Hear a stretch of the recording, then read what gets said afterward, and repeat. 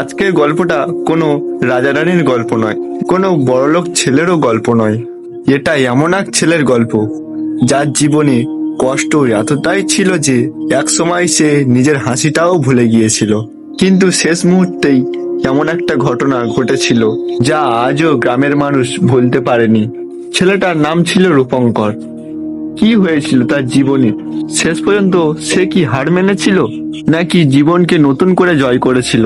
গল্পটা শেষ পর্যন্ত শুনুন, হয়তো আপনার জীবনটাকেও নতুন করে আপনার চোখে দেখতে শিখবেন। একটি ছোট্ট গ্রামের ছেলে ছিল রূপঙ্কর, এবং গ্রামে তাদের একটি ছোট্ট কাঁচা বাড়ি ছিল, টিনের ছাদ এবং দরজার সামনে একটি পুরনো আম গাছ। এগুলোই ছিল তার পৃথিবী। রূপঙ্করের বাবা ছিল একজন দিনমজুরি।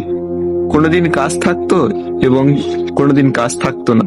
তার মা মানুষের বাড়িতে রান্নার কাজ করতেন। সংসারে টাকা কম ছিল, কিন্তু ভালোবাসার অভাব ছিল না। রূপঙ্কর ছোটবেলা থেকেই পড়াশোনায় খুব ভালো ছিল। বাবা মায়ের সব কষ্ট দূর করবে, কিন্তু জীবন তো সব সময় স্বপ্নের মতো চলে না। এক বর্ষার রাতে তার বাবা কাজ থেকে ফেরার পথে এক দুর্ঘটনায় গুরুতর আহত হন এবং কয়েকদিন হাসপাতালে থাকার পর তিনি আর বাঁচলেন না। সেদিন থেকে রূপঙ্করের জীবনের রং পুরো বদলে গেল।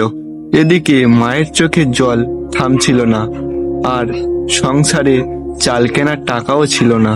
মাত্র 17 বছর বয়সে রূপঙ্কর বই ব্যাগ সব নামিয়ে হাতে তুলে নিল কাজের ঝুড়ি।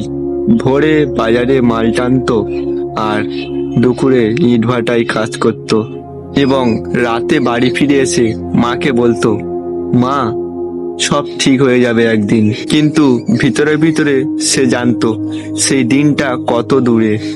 একদিন তার স্কুলের প্রধান শিক্ষক তাকে রাস্তায় দেখে বললেন, রূপঙ্কর, তুই আর স্কুলে আসিস না কেন? কিছু হয়েছে নাকি তোর বাবা? সে মাথা নিচু করে তার সাথে ঘটে যাওয়া সবকিছু বলল, এবং লাস্টে বলল, স্যার, পেটের ক্ষুধা আগে, তারপর বইয়ের ক্ষুধা। এ কথাটা শুনে শিক্ষকের চোখ জলে ভিজে উঠেছিল। কয়েকদিন পর তাকে আবার স্কুল থেকে আবার পড়াশোনা করার সুযোগ দেয়া হলো, কিন্তু দিনের বেলায় কাজ না করলে রাতে ভাতটাও জুটতো না। তাই সে দিনের কাজটাও ছাড়েনি। সকালে কাজ, বিকালে স্কুল, আর রাতে এসে পড়াশোনা। অনেক সময় সে না খেয়েও ঘুমিয়ে পড়তো।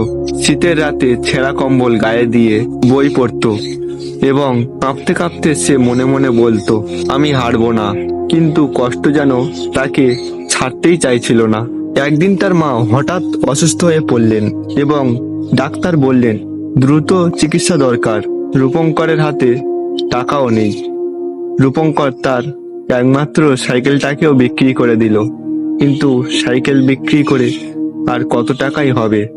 অনেক চেষ্টা করার পরও চিকিৎসা করার পয়সা জোগাড় হলো না।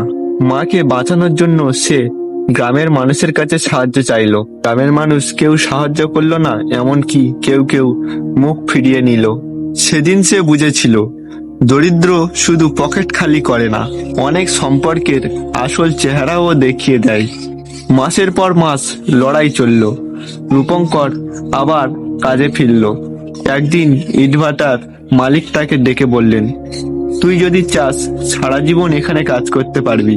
রূপঙ্কর হেসে বলল, আমি কোনো কাজকেই ছোট করি না, কিন্তু আমার স্বপ্নকে আমি ভেঙে ফেলতে পারি না। এবং রূপঙ্করের এই উত্তর শুনে তার মালিক কিছুক্ষণ চুপ করেছিলেন। তারপর শুরু হলো নতুন সংগ্রাম। রাতে অন্যদেরকে পড়িয়ে কিছু টাকা রোজগার করত, এবং নিজেও পড়তো তাদের সাথে। অনেকবার পরীক্ষায় বসার আগে ভেবেছিল পড়াশোনা ছেড়ে দেব। তখন মায়ের কথা মনে পড়তো। মা বলতো, বাবা, মানুষ হেরে যায় না, মানুষ হার মানলেই হেরে যায়। এই কথাটা তাকেই বাঁচিয়ে রাখতো। অবশেষে বহু বছরের পরিশ্রমের পর রূপঙ্কর সরকারি চাকরি পরীক্ষায় উত্তীর্ণ হলো। সেদিন সে নিয়োগপত্র হাতে পেল। সেদিন সে প্রথমে বাড়ি যায়নি। সেদিন সে বাবার কবরের সামনে গিয়ে চুপচাপ দাঁড়িয়েছিল। ধীরে ধীরে বলছিল, বাবা, আমি পেরেছি, তুমি দেখতে পাচ্ছ তো? এবং তার চোখ দিয়ে জল বেয়ে পড়ছিল। বাড়িতে ফিরে মায়ের হাতে নিয়োগপত্র তুলে দিলে মা কাঁদতে কাঁদতে বললেন, আজ মনে হচ্ছে তোর বাবার সব কষ্ট সার্থক হয়েছে। রূপঙ্কর উত্তর দিল, না মা, এটা শুধু আমার জয় নয়, এটা প্রতিটা মানুষের জয়। যারা হাজার কষ্টের মাঝেও স্বপ্ন দেখতে ভয় পায় না, তাদের স্বপ্ন অবশ্যই পূরণ হবে। জীবনে কষ্ট আসবেই, কখনো অভাব, কখনো অপমান, কখনো একাকিত্ব, কিন্তু কষ্ট চিরস্থায়ী নয়। ধৈর্য, পরিশ্রম আর আশা ধরে রাখতে পারলেই একদিন অন্ধকারের পরেও আলো আসে। যদি রূপঙ্করের গল্পটা আপনাদের হৃদয় ছুঁয়ে যায়, তাহলে মনে রাখবেন, আজ আপনি যতই কষ্টেই থাকেন না কেন, আগামীকাল হয়তো আপনার জীবনে সবচেয়ে সুন্দর দিন হতে পারে। তাই কখনো স্বপ্ন দেখা বন্ধ করবেন না। যদি এই ভিডিওটা ভালো লেগে থাকে, তাহলে লাইক, কমেন্ট, শেয়ার এবং সাবস্ক্রাইব করে পার্থ স্টোরি টিভির পাশে থাকবেন এমন এমন ভিডিও পাওয়ার জন্য। এবং দেখা হবে একটা নেক্সট ভিডিওতে। সবাই ভালো থেকো, টাটা, গুড বাই।